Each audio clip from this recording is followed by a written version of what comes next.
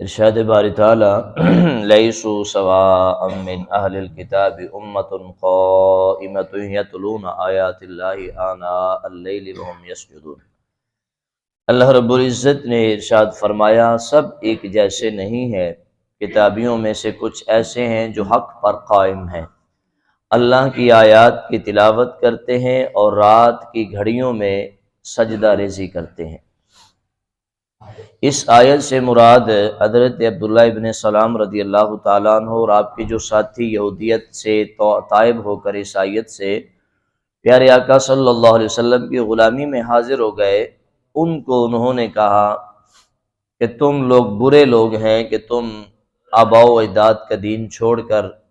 نبیوں کے سلطان صلی اللہ علیہ وسلم کی بارگاہ میں جا بیٹھے ہو، تم خسارے میں پڑ گئے ہو، تم نے برا کام کیا ہے۔ انہوں نے یہ باتیں کی تو وحدہ لا شریک نے پیارے حبیب صلی اللہ علیہ وسلم کے ان غلاموں کی شان میں یہ آیت کریمہ نازل فرمائی۔ قربان جائیں اس خالق کی محبت پر جو اپنے نبی کے غلام کے اوپر کوئی بات برداشت نہیں کر سکتا، اس کی شان میں اور اس کے اوپر اٹھنے والی انگلی کو موڑ دیتا ہے، وہ پھر نبیوں کے سلطان کی عظمت و شان سے کتنا پیار فرماتا ہے کہ یہ ہمارے حبیب پر انگلی نہیں اٹھی بلکہ آپ پر جنہوں نے کلمہ پڑھا ان کو برا کہا گیا، تو رب نے مصطفیٰ کے غلام کو برا کہنا برداشت نہیں کیا، تو جو نبیوں کے سلطان کو برا کہے رب غفور اسے کیسے برداشت کر سکتا ہے۔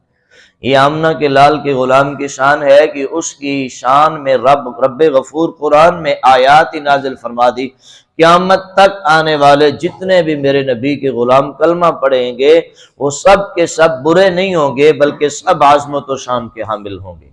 رب نے فرمایا سب ایک جیسے نہیں ہیں بھائیو، تم برے تم ہو سکتے ہو لیکن جو میرے نبی کا غلام ہے لیسوا سواء، وہ کبھی برا نہیں ہو سکتا۔ فرمایا میرے نبی کے غلام وہ ہیں امۃ قائمہ، جو حق پر قائم ہیں، وہ حق پر قائم ہیں۔ کیا کرتے ہیں جی؟ کیا ان کے اوصاف ہیں؟ ان کے اوصاف یہ ہے کہ یتلون کتاب اللہ، وہ اللہ کی پاک کتاب قرآن کی تلاوت کرتے ہیں، وہ آیات بینات کی تلاوت کرتے ہیں، آناء اللیل وهم یسجدون، اور رات کی گھڑیوں میں اٹھ کر وحدہ لا شریک کے سامنے سجدہ ریزی کرتے ہیں، یؤمنون باللہ والیوم الآخر، اللہ پر یوم آخرت پر ایمان لاتے ہیں، یأمرون بالمعروف، بھلائی کا حکم دیتے ہیں، وینہون عن المنکر، برائی سے روکتے ہیں، ویسارعون فی الخیرات، نیکی کے کاموں میں دوڑ پڑتے ہیں، واولئک من الصالحین، رب فرماتا ہے یہی تو نیک لوگ ہیں، یہی تو اچھے لوگ ہیں، وما یفعلوا من خیر فلن یکفروا، اللہ فرماتا ہے جو ایسا کرے، یہ اچھے عمل کرے، یعنی کہ وہ قرآن کی تلاوت کرے، وہ رات کو اٹھ کر نماز تہجد ادا کرے، یا رات کی گھڑیوں میں اٹھ کر آیات بینات کی تلاوت یا کسی بھی لمحے میں کرے، اور جو ایمان کامل لائے، جو بھلائی کا حکم دے، جو برائی سے روکے، نیکی کے کاموں میں دوڑ پڑے، جلدی کرے، دوڑ دوڑ کر نیکی کے کام کرے،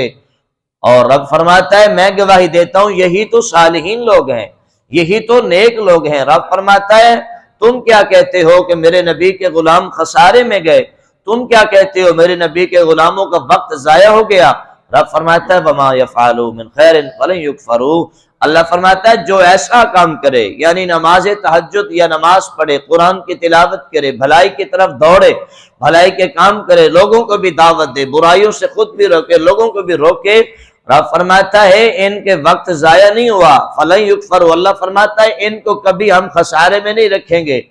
اور ان کو کبھی بھی ہم ان کے عمل کی جو ان کو جزا ملنی چاہیے اس سے محروم نہیں رکھیں گے بلکہ ہم انہیں پورا پورا عطا فرمائیں گے۔ واللہ علیم بالمتقین، اور اللہ جانتا ہے کون کون ہے جو اس سے ڈرنے والا ہے۔ رب فرماتا ہے میں بہترین طریقے سے جانتا ہوں کہ تم ڈرتے ہو یا میرے نبی کے غلام ڈرتے ہیں، متقی تم ہو یا میرے نبی کے غلام ہے۔ تو رب غفور نے متقین کی شان بیان کر کے واضح فرما دیا کہ اے یہودیو اور عیسائیو، تم متقی نہیں ہو سکتے، تم اچھے لوگ نہیں ہو سکتے، سب اچھائیاں بھی میرے نبی کے غلاموں کے لیے ہیں، اور تقوی کی ہر صنعت بھی میرے نبی کے غلاموں کے لیے ہے، جن کے پاس یہ اوصاف ہیں۔ تو بحمدی تعالی وحدہ لا شریک نے ہمیں ان تمام برائیوں سے بچا کے مصطفیٰ کریم صلی اللہ علیہ وسلم کے پیارے کلمے کی توفیق عطا فرمائی جو ہم صبح و شام پڑھتے ہیں۔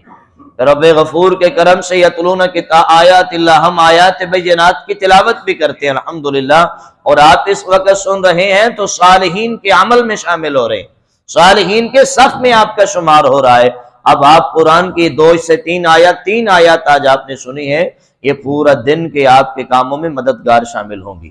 پورا دن میں آپ کے لیے سکون کے لیے کام آئیں گے، آپ کے دل پہ ایک تسلی رہے گی۔ آپ ایک دن بے نمازی ہو کر قرآن کی آیت سنے پڑے بنا بھی کاروبار پہ جائیں، اور اگلے دن نماز پڑھ کے آیات بینات کی تلاوت سن کر جائیں، خدا کی قسم ایمان کامل ہوا تو جو لذت آپ قرآن اور نماز سے محسوس کریں گے، وہ بے نمازی یا قرآن کی آیت سنے بنا آپ کو وہ لذت نصیب نہیں ہو سکتی۔ یہ الحمدللہ ایمان کامل ہونے کی وجہ سے، سرکار دو عالم صلی اللہ علیہ وسلم کی غلامی کی وجہ سے ہم جب نماز پڑھتے ہیں، آیات بینات کی تلاوت کرتے یا سنتے ہیں، اللہ منزلیں تو آسان کرتا ہی ہے، جنت عطا فرماتا ہی ہے، اور قبر کے اندر تو سکون ملتا ہی ہے، رضا تو ملتی ہے، لیکن دل کا قرار بھی نصیب ہوتا ہے،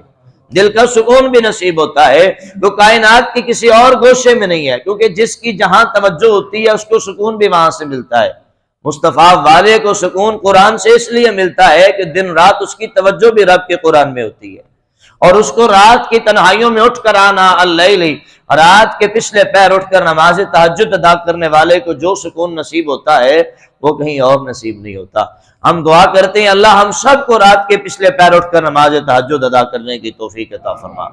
اللہ کرے کہ ہم سب نماز تہجد کے عادی ہو جائیں۔ ارے بھائیو، بات یہی ہے کہ اللہ کبھی توفیق دے انشاءاللہ۔ نیت تو انسان کی ہونی چاہیے نا، نیت تو ہونی چاہیے، نیت ہو تو کبھی نہ کبھی پھل مل ہی جاتا ہے۔ تو ہم نیت کرتے ہیں اللہ ہم سب کو نماز تہجد کا پابند بنائے۔ تو رب نے یہ اوصاف بیان فرمائے نیک لوگوں کے، رب نے یہ اوصاف بیان فرمائے صالحین کے، یعنی جو میرے نبی کے غلام ہوں گے، وہ قرآن کی آیات کی تلاوت کرنے والے ہوں گے۔ اللہ کرے ہمارے نسل کا، ہمارے گھر کا بچہ بچہ قرآن پڑھنے والا بن جائے،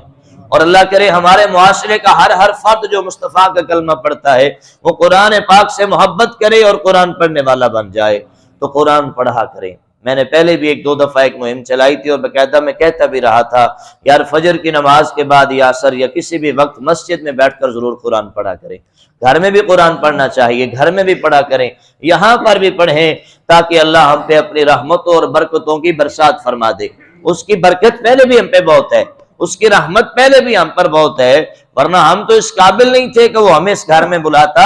اگر اس کی رحمت نہ ہوتی تو ہم یہاں پر آ ہی نہیں سکتے۔ یہ اس کی اتنی بڑی رحمت ہے کہ اس نے ہمیں اپنے گھر میں بلا لیا ہے، ورنہ ہم سے اچھے اپنے گھروں میں سو رہے ہیں جو خود کو اچھا سمجھتے ہیں، لیکن رب نے مقدر کا سکندر ہمیں بنایا ہے اس لیے کہ ہمیں اپنے گھر میں بلایا ہے۔ بحمدہ تعالیٰ آپ اس پر جتنا مرضی شکرانے ادا کر لیں وہ کم ہے، لیکن آپ آ گئے، یہ نوجوان آ گئے، اس لیے ہمیں خوشی ہوتی ہے۔ کوئی بھی نوجوان آتا ہے، کوئی نیا نمازی آتا ہے تو ہمارا دل اور خوش ہو جاتا ہے کہ یار ماشاءاللہ آج ہماری مسجد کے نمازی میں اضافہ ہوا ہے۔ اللہ کرے کہ دن بدن ہماری مسجد کی رونق بڑھتی چلی جائے، اور وہ ہم سب کے ایک دوسرے کے تعاون سے ہوگی۔ آپ دعوت دیتے جائیں، میں آپ کو دعوت، آپ آگے دعوت دیتے جائیں اپنے دوستوں کو، اپنے ہمسایوں کو، اپنے بیٹوں کو، اپنے بیٹوں کے دوستوں کو، آؤ یار نماز پڑھے۔ جتنے آپ کی وجہ سے نماز پڑھنے آ جائیں گے قیامت تک آپ کو اس کا اجر ملتا رہے گا۔ آپ چاہے دنیا میں رہیں یا قبر میں رہیں تو اپنی آخرت کو بچانے کا ذریعہ بنائیں، نماز پڑھنے والوں کو اور بلائیں اور دعوت دیں۔ جتنے بھی آپ کی آواز پہ لبیک کہیں گے نا، انشاءاللہ آپ کو ان کے مطابق اجر و ثواب بھی نصیب ہوگا۔ تو یہ میرے بھائیوں، بزرگوں، نوجوان دوستو، سرکار دو عالم صلی اللہ علیہ وسلم کی غلامی میں انسان کو اتنا مقام مل گیا، اتنی شان مل گئی کہ رب نے ہمارے اوصاف کو قرآن میں ذکر فرما دیا۔ اللہ ہمیں متقی بنائے، اللہ ہمیں نمازی بنائے، قرآن پڑھنے والا بنائے، تہجد گزار بنائے۔ خوش نصیب ہیں، مبارکباد کے مستحق ہیں وہ لوگ جو اٹھ کر نماز تہجد ادا کرتے ہیں۔ ہم ان کے لیے رشک کرتے ہیں اور اپنے لیے دعا کرتے ہیں کہ اللہ ہم سب کو بھی ان جیسا بنائے۔ اور اس وقت جب رب کی رحمت ٹھاٹھے مار رہی ہوتی ہے، پچھلی راتی رحمت رب دی بلند کرے آوازاں، تو وقت ہی ایسا ہوتا ہے کہ جب یہ آواز آ رہی ہوتی ہے ہم تو مائل بکرم ہیں، کوئی سائل ہی نہیں، راہ دکھلائیں کسے، کوئی راہ رو منزل ہی نہیں۔ ہم تو بے بد نصیب لوگ ہیں نا کہ ہم تو رب سے منزل مانگتے نہیں ہیں، ورنہ رب کی رحمت تو یہ کہتی ہے ارے سائلو تمہارے مانگنے کی کمی ہے، وہ سائل آئے تو صحیح، مانگے تو صحیح، کائنات چھان لیں آپ،